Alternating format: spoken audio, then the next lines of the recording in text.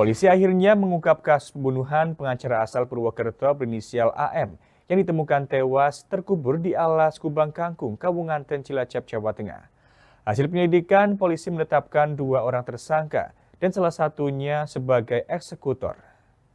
2 orang ditetapkan sebagai tersangka dalam kasus pembunuhan pengacara asal Purwokerto, yakni S berusia 43 tahun dan J berusia 36 tahun.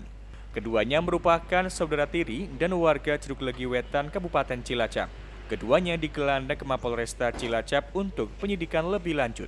Kapolresta Cilacap Kombes Budi Adi Buwono menyebutkan penetapan tersangka dilakukan setelah penyidik melakukan pemeriksaan maraton. 2 orang yang sebelumnya berstatus saksi akhirnya ditetapkan sebagai tersangka setelah gelar perkara. Dalam pengungkapan, tersangka S diduga menjadi pelaku utama pembunuhan. Ia melakukan pemukulan pada bagian leher korban menggunakan sebatang kayu. Aksi tersebut dilakukan di sebuah area pemakaman di wilayah Jeruk Legi. Sementara tersangka C berperan membantu membawa korban ke dalam mobil.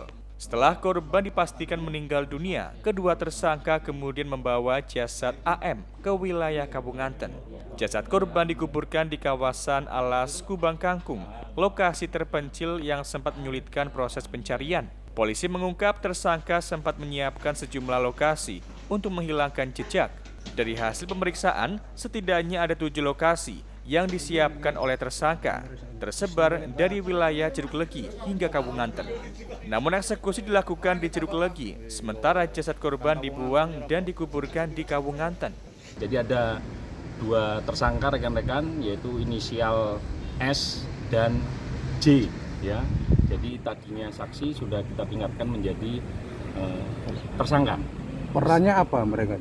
Jadi yang satu untuk tersangka ini inisial S, ini adalah sebagai eksekutornya. Selanjutnya untuk yang inisial J ini yang membantu daripada tersangka, ya, yaitu untuk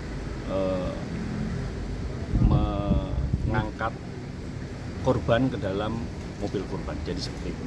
Jadi ada beberapa tempat rekan-rekan yang sudah disiapkan oleh tersangka, ya. Ada 7 lokasinya, ada di seluruh wilayah, yaitu di Jeruk Legi dan juga Kawunganten.